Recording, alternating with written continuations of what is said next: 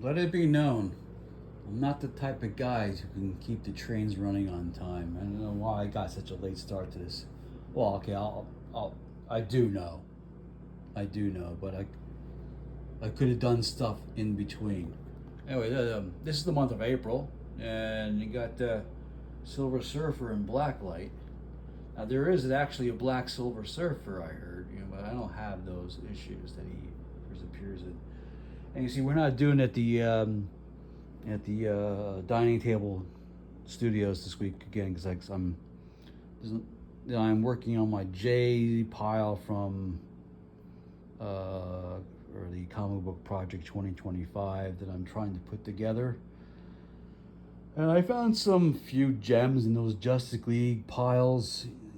Some, I noticed that the current number ones from the Rebirth era and 52 era and whatever era. The first issues are always worth bucks. So, but unfortunately, after that, it all falls apart. And you see, I'm doing laundry. This is the reason why I got things late going today. Okay, so what my complex apartment building's laundry room is shut down. It's shut down for a few weeks for repairs because they found mold in the room and they had to shut it down. So I came up with this brilliant strategy. Since the street I live on, same management company owns a couple of buildings in the same block, and there's one next door. I call like sort of like an annex building to our apartment complex. So I go to my superintendent, I go landlord slash whatever, and I ask, hey, is it possible I can go next door and do the laundry? Do like a load of laundry? Because I don't have a car. I can't go to a laundromat with 2 or 3 loads of clothes. Um, and he goes, superintendent goes, well, why are you the only one out of the 75 residents I have in this building who thought of that idea? So I went next door, and of course I got cocked blocked a couple times. There was some old lady. She was like watching the place like a hawk while they're doing her laundry and stuff. And I finally got a load in, but I used one of those ones with the you had to watch the spin over there. And I don't work those things properly. I knew it was doomed to failure because once I got those clothes out, the machine's door was stuck. So I had like pry it open, slam it in and out until I finally got that door open, and the clothes. Of course, the clothes were sopping wet, and I had to put them in the dryer 3 times to get some kind of dryness to them, and they're still a little damp, but it's better than that's $4.50 in quarters wasted. So anyway, so we're gonna use the my tabletop and the first book. Let me put a little light on here. It doesn't help, but I noticed while I was rewatching my last week's video that this was entirely dirty, full of soot, and that's much like my desk at work too. So I wiped it clean. So anyway, let's go examine the first week. Brad Sloan talked me into getting this book, and I think it was one of my smartest moves. Number one, he way overcharged me for it. It's a $32 book, and then no way does Grimjack even go for that much. Grimjack is I had to look up Grimjack. I'm not sure. I keep mistaking him as some kind of pirate, and he's not really a pirate at all. He's sort of dressed up like a pirate, and yeah, this is the thing, man. It's not even the first appearance of the character either. I thought it was the debut, but it's the debut of his full length series, because it says, according to this, that he was a backup feature in Star Slayer, which was a Mike Rell character. Let me see. Okay, he's like he's some kind of futuristic hero in post-apocalyptic Chicago, and I think the reason why I got strong armed to buying it is because this it's been optioned for a TV series for Amazon, and the character is named. Real name is John Gaunt, and as according to this, he was born in the pit, a slum area of the pan-dimensional city of Sinosure, where both magic and technology, humans and aliens intermingle. His mother, Anna, died in childbirth. John had two other brothers, Nick, nicknamed Young Nick and named after their father, Old Nick, and Jake. His father married Anna's sister, Mate, nicknamed Mouse. They had one child together, Joe. Joe was the only of his brothers for whom John cared, and he vowed to Mouse that he would watch out for him. And Old Nick had one brother, Jack. Young Nick hated and resented Jack, blaming him for the death of their mother, the only person who loved him. Throughout John's life, young Nick manipulated their father into hating John in hopes that he would kill John. And I'm not following along with this. Very complex history, man. Very complex stuff. The series ran for 75 issues, and here, look at this. Check this out. This is I've never seen this before. I'm reading this for the first time. J. Michael Straczynski, a reporter, planned to write a film adaptation of Grimjack during his time on Babylon 5. He initially planned to produce the script during the summer of 1996, but timing conflicts prevented him from doing it. As a result, the project was put on hold and has not been resurrected since. According to Straczynski, the film was budgeted for $30 million, and as a scriptwriter, Straczynski intended to remain as faithful as possible to the source material. At San Diego Comic-Con in 2019, during COVID, it must have been on the line. There must have been Comic-Con online. The Russo brothers announced their production company, AGBO, were developing an animated television series for Amazon. Oh, okay. All right. But it's still listed in development in Amazon's Prime original programming page. Very useful tool, Wikipedia, when you're looking up streaming stuff. I use it at work, and I use it at here. I'm always on the know when series is coming up. But I always seen Grimjack in the in development stage, and it's been there for years and years and years. And now I'm feeling like it was an animated show. What do you think? I think you think that would be it would be out by now. But Jack Ostrander was the creator, the writer, and Timothy Truman was the co-creator. And I loved Tim Truman's work. I really, back in the mid-'80s, I was in love with his book called Scout, with some kind of Indian renegade in the future. Maybe they're from the same universe. I don't know. But I really enjoyed that book, and sadly, those issues they're totally worthless, and I don't even have them anymore. I think I sold them. I got rid of a bunch of them during when I was doing back years ago when I was selling books for my house. Hold on. Let me get this book out. It was an interesting done one story. Simply that it deals with some woman coming to Grimjack, telling him that she's been being haunted by her daughter's ghost who committed suicide, and And Grimjack investigates further along the line. She finds out she was a runner, and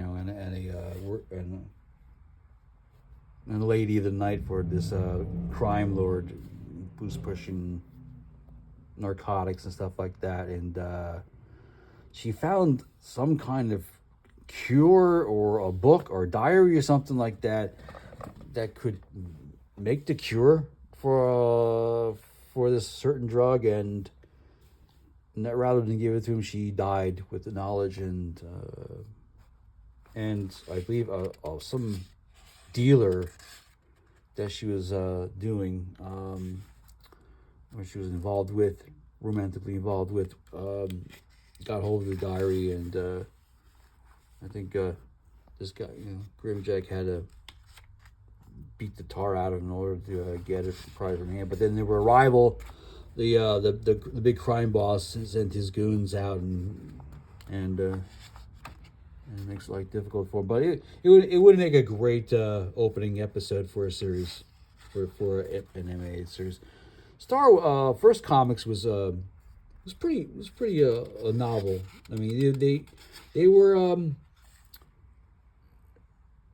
they were releasing books at a time when not many companies could hold their own against the big competitors like DC and Marvel. And they weren't run from New York. These guys were from Chicago, and they had some good books in the line. I loved John Sable. John Sable became a short-lived TV series that ran in the summer of 87, 88. And that was one of Rene Russo's first supporting roles on before she became famous. I heard the guy who played Sable died, passed away, Louis something, I can't remember his name, but I ran into the guy who played Cheesecake, though, one time in Hollywood. It's impressive stuff. But I got into reading a few of these, and later down the line, somewhere down in this line, and I was not getting the gist of it. And some of the premises is lost on me on it. But as first as a private eye, a mystery sleuth vehicle, it did the crime. And the First Comics were also doing some impressive essays, where they talk about the history of the Comic Code Authority. And so anyway, I paid $32 for this, and I still, even though I enjoy the read and everything, and pages are pristine in it. It's still, even in its well, let's skip to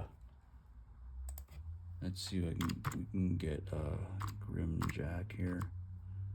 The issue, I gotta show you why I didn't think it was a wise decision. Oh, gee whiz. I know I have it.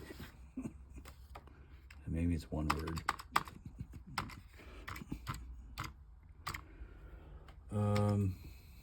Grimjack. Yeah, okay, here.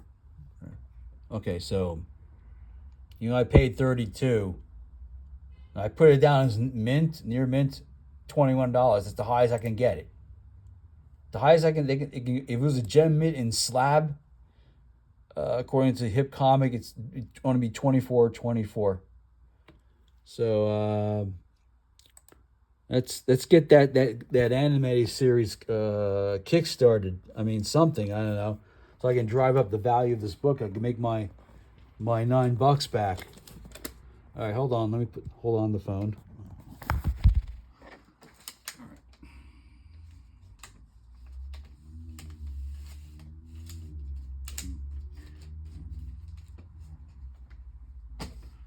Yeah, there was another book I bought from Brad. I kind of had buyer's remorse, and that it's Black Lightning #1. Paid $125 for that, and I can going to climb up to $100. So let's go with the other. I bought some books from this guy. This is Carl Burke's card. Faded. This is a store of McFly Comics. I never been to the store, but he's usually situated next to Brad at conventions, and I like visiting him too. He's a fun guy to talk to also. So, but I always tell him, hey, if I ever get a time to spend some time in Ocean County, in Huntington Beach, away from the Trumpers, I'll give you store a call. So this is DC Special number 26 from 1976, cover dated March 77. Enemy Ace. It was an unusual war feature that John Kubert and Robert Igniter, hope I'm pronouncing it right, produced, where you have sympathy for the enemy during World War. It revolves around a German. Well, my German sucks, but well, I don't know, whatever is his name, Hans. Hans celebrates his 50. No, this is not the story. Wait a minute. Oh, they're both reprints. Oh, gee whiz. I have to go back to Star Spangled World stories. So both stories in this book is reprinting. Okay, that's probably why I only paid like $13 for it. Let me see. The Devil's General. Okay, yeah. Let me see. Is there a synopsis written in? Summary needed. Well, there are two stories in it. We can talk about the second story. Let me see. Hold on a second. I gotta put down the phone. I love Carl's books because he puts these simple little white tabs on the back of his books, and they're so easy to put out. I wish everybody would adopt this method. And they don't stick or nothing when you pull the book out. Let me see.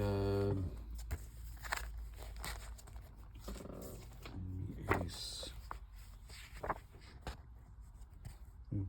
Pile through this. It does. Oh, let me see. What's the cover? What's the original cover date of that story? It was March 1969. Jeez. Wow. Okay. 8 years. It's reprinted in the next book. Okay. Enemy Ace. Well.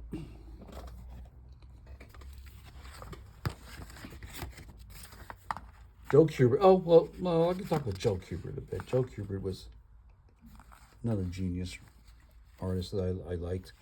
He lived nearby me, too, in New Jersey. I know I knock New Jersey a lot, but his school of visual arts, it's a monument. My roommate's been there twice. He's taken courses over there, but he can never enroll in the full program because he seems like the classes he wants to take, they always fill up quick. And he was in Dover, and Dover was just a shot puts away from Parsippany, where I lived, up 46, in fact. Up Route 46, and I've been to his school before. Well, I had to go to that area. Okay, this is a story that brings back flashbacks. I had to go nearby. His school was in the area, but I had to go to a separate school to take a test for an engineering test for the United States Navy, because I had this cornball plan, or my mom put the notion in my head that I should enlist in the Navy, and get electronic skills there. And because I was interested in sound engineering, and when you take this approach where you can go and learn about all about sound engineering, and I said no, I'm not shaving my head for boot camp. No, I'm keeping the long hair, and of course that's what led to me getting the old boot from my mom's house because I pulled this this pulled this scam on my mom where I had to I was about ready to sign over, and I freaked out when they took me to Newark and he told everybody to drop their drawers while some guy was going to walk around and put his hand up your rectum and tell you to cough. And I wasn't down with that, especially in a group, especially in a lineup of guys. No. So I bolted from that that Newark wherever the recruitment center. I got a bus back to Parsippany, and when I got home, there were calls from both the U.S. Army and the Marines, and well, maybe he didn't feel comfortable with the Navy. Maybe we can shape this guy up, and no, man, you're gonna go through the same stupid ass process, and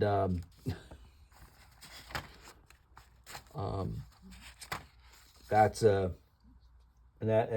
Christmas that year, my mom bought me a set of luggage. So there's some interesting things there. Well, let me see the second story. I can talk about a little second story here. Reprinted from our Army at War 151, and what was that? 1965. What we got here? Okay. Stupid ass pop-ups.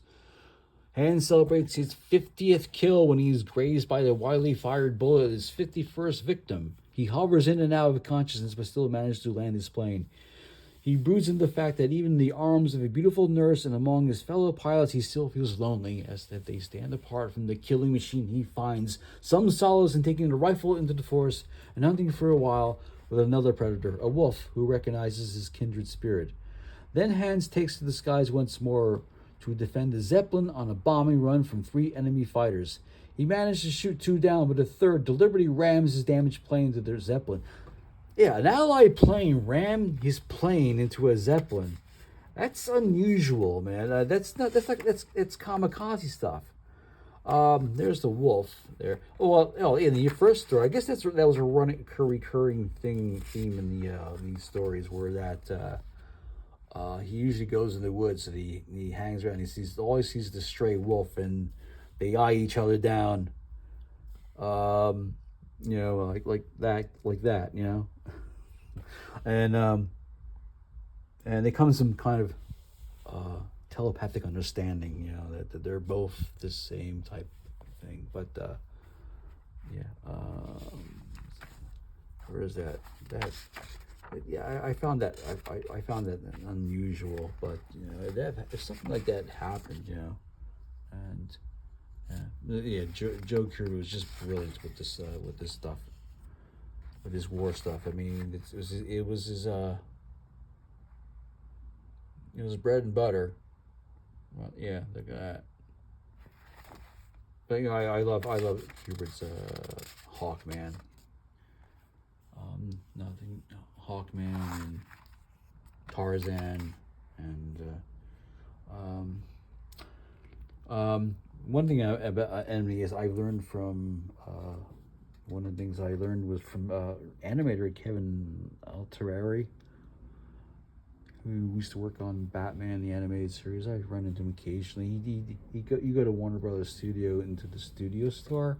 You sometimes find him. He's over. They pay him to sit there for a couple hours and do sketches for kids and stuff. He told me he's friends with Rafael Navarro, who's worked with me on some Deposit Man covers. He told me that he had storyboarded an episode, a rejected episode of Batman the Animated Series featuring Enemy Ace, based on the story they did for either the issue of Detective Comics. I know the story. I know the issue. I remember reading the story. I believe it was. I had that in one of those treasury editions. Oh, gotta put the phone down. Hold on a second. Myself for the next book. Sorry about that.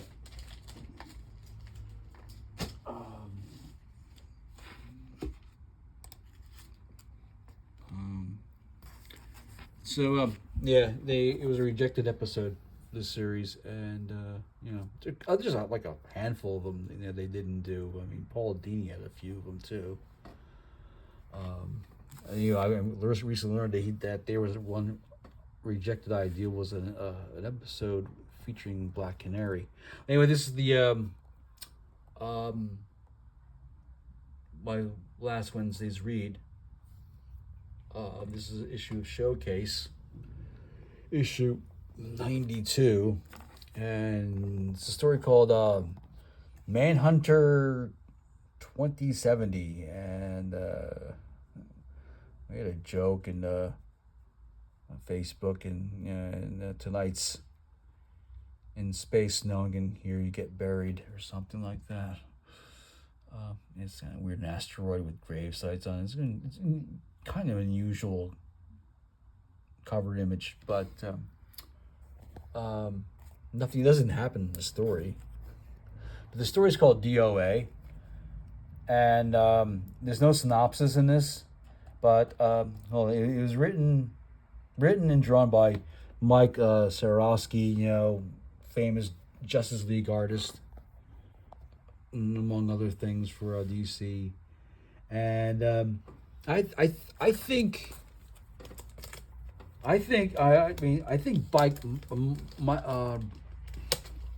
Bendis, Brian Michael Bendis, I think he stole the plot for his version of Guardians of the Galaxy #1 from this story, because it's unusually parallel how it is to the origin story of Peter Quill, having aliens coming to Earth and blasting his mom, and the pirates taking the kid and raise him. This is exactly the same scenario that this guy has to deal with. His name is Strucker. What is his name?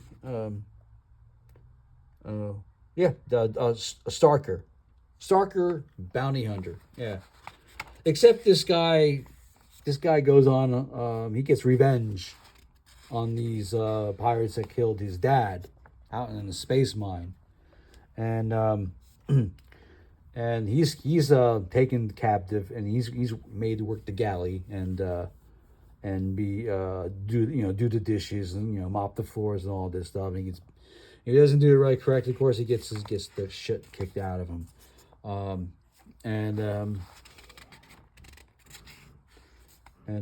he goes and he spies on them while they're doing workouts and stuff like that. He sort of like mimics their abilities and stuff like that. So he takes it upon himself to to steal ship logs and and instead of reading them, building his muscles and everything.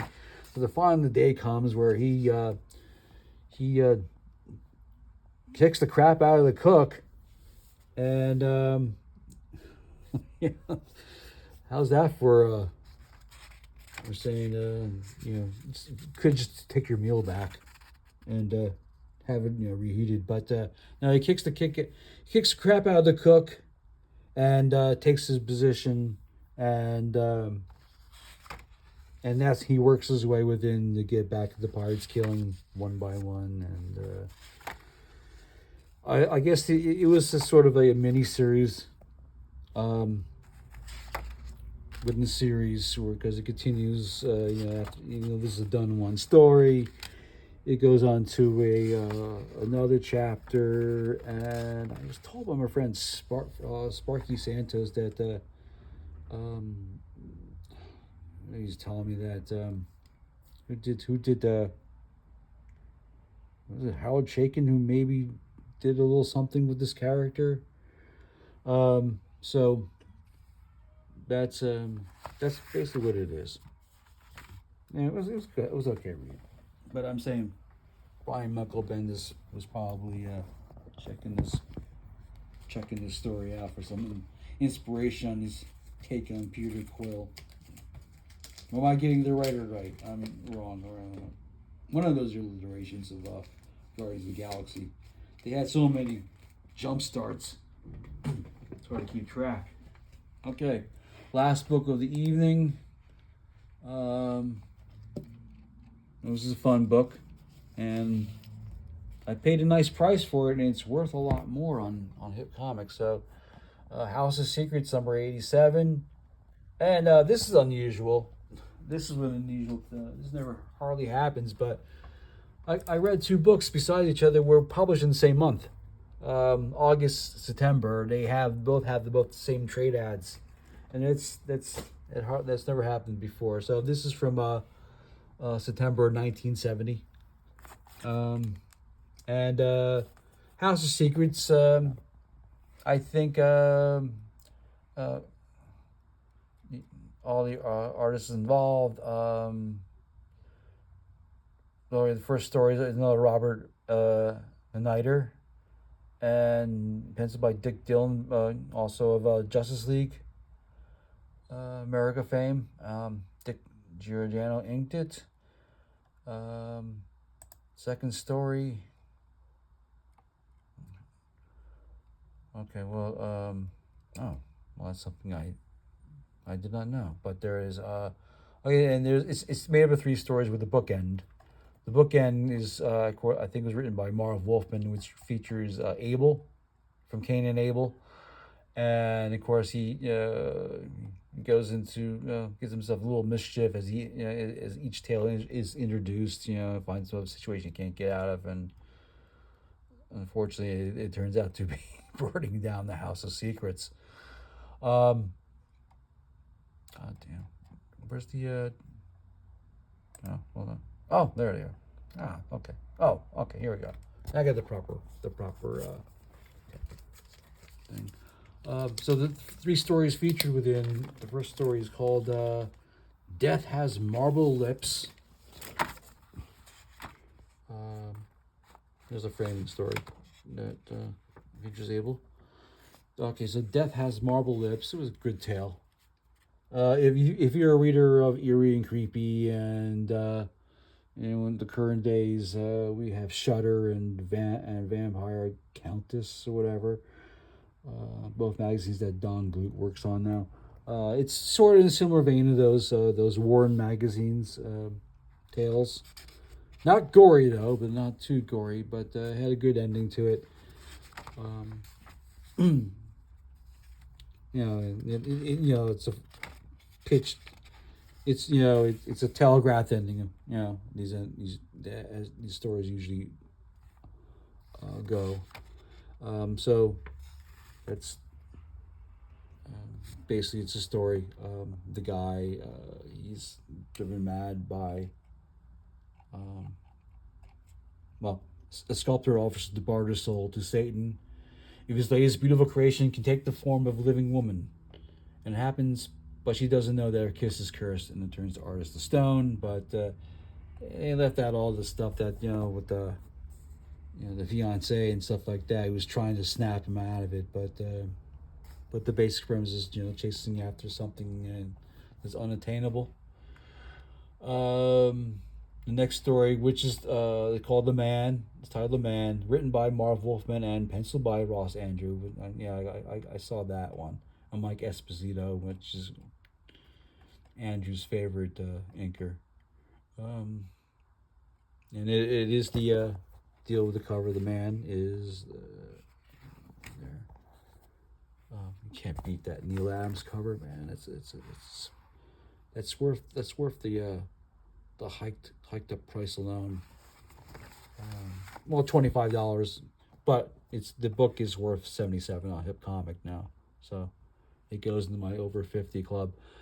The simple synopsis for the man is: a woman falls in love with a man who turns out to be a robot. The end. And he's a little Doc Savage looking dude. Yeah. And yeah, I can tell this was Ross Andrew right off the bat. Okay, and here we go, the framing story, and Cable after 9,627 tries, he manages to burn the House of Secrets down. Of course, it comes back. All right, here's I'm gonna try to understand. I didn't totally get to the whole gist of this story. It's called The House of Gaglan, and when I just learned that this is actually drawn by Bernie Wrights and inked by Michael Kaluta, I thought it was all tired of Mike Kaluta extravaganza, and now I'm going to try to explain. So I'm going to learn for the first time what this story means. Okay, so a tomb explorer finds a missing chapter from the Egyptian Book of the Dead, and when he reads part of the incantation, he finds his astral self sent to a dimension where the spirits of the undead army call out to their leader, Gaglan, to finish the incantation so they can return to their mummified bodies and commit acts of evil in his name. The explorer feels himself drawn back to his body, and his fellows tell him that a man named Gaglan removed the scroll from his hands to revive him. He turns from apprehension to face Galgan, who tells him with a smile that he's been looking for the scroll for a very long time. And I did like all this crazy astral traveling sequence. This is all like Doctor Strange type of Steve Ditko-ish, or homage to Steve Ditko-ish, going traveling through dimensions and stuff like that, and I liked it, but the story was not gelling with me, and I didn't like the way it ended. It was like, oh, thanks for keeping watch over me, and of course, in the end of the framing sequence, after the house is burned down, but they always built this stuff back up, because in the letter pages itself, you're speaking to the house. The house speaks back to you when you responds to you when you send in a letter to the letter column. They had the plug of the other titles. They were in the horror line, which is House of Mystery, the companion book with Abel's brother Cain, and The Witching Hour. I haven't read one of those in a long time. I can't remember how they went. So anyway, let's see, anything crazy. That was my recent ads. I was going to show you my recent ads to let me show you these books that are come. Oh, I did all my Johnny the Homicidal Maniacs in there. They're still worth it. You see, like the one of the few Rebirth issues that's escalated in value is this one. I think 19. Not many do. They're mostly junk. Yeah, like stuff like this, like Justice 1, Justice League of America from the 52, Justice League of America in the Rebirth era, and geez, how many they had? Oh man. Oh, I'm sorry. That's number 15. That's right. Let's look at Lobos entry book. Yeah, that one. Justice League Dark. The second series is worth more than the first series. Justice League Rebirth, and that Justice League 51, the 51 from 52 era is up.